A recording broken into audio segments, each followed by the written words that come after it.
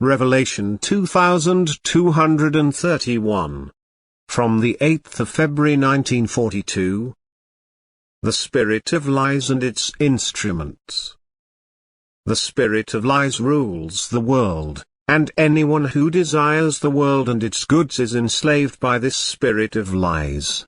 For only the can he assert himself, only the will homage be paid to him by being listened to and affirmed. In contrast, the Spirit of Truth will only find admission among people who tried to detach themselves from the world and its goods, who have no desire for them whatsoever but turn themselves and their thoughts towards divine things, who consider their actual purpose and affirm a spiritual life. That is where the lying spirit is denied access.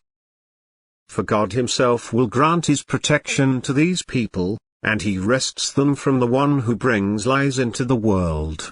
People who hold on to the world thereby profess their affiliation to the one to whom the world is his power, for they desire that which is still his share, unredeemed matter, which still shelters much of the evil spirit within itself. And since he wants to win the world entirely for himself, he uses every opportunity to increase people's greed for matter. Hence he presents himself in a desirable way. He uses lies to do so, for the truth would enlighten people and make them lose the longing for earthly possessions.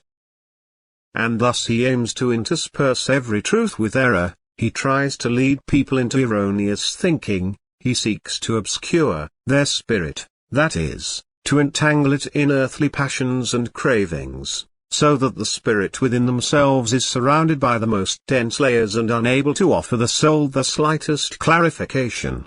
And he aims to pull down everything divine, stifle everything noble, obscure truth, eradicate love, spread hatred and strife, and gradually shape people such that they become like him, that they will adopt all those qualities which characterize evil. The love for truth dwells only in very few people, and they despise the world.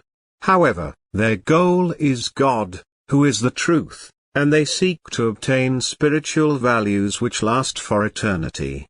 And thus they lift themselves above the world, and the Prince of Lies has no more influence on them.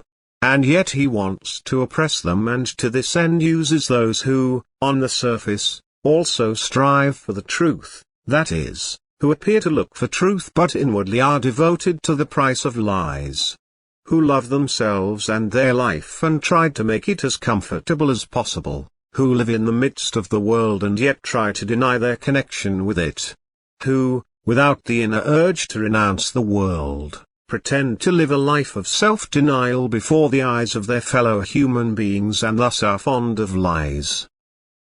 These are used by the opponent as his instruments, by letting them speak under the cover of truth, as the Prince of Lies wants. And thus lies are mixed with truth, and humanity accepts everything that is presented as truth and yet is the greatest untruth, for it cannot recognize it because it doesn't desire the truth, and since the lie corresponds to their desire more, it is accepted without hesitation. Yet the Spirit of Truth will establish itself as soon as people willingly separate themselves from matter. As soon as they desire spiritual wealth and strive towards God. And he will defeat the Spirit of Lies, for anyone who recognizes the truth will stand up for it and try to spread it, and the lie will be displaced, and with it the one who came into the world through the lie will be overcome. Amen.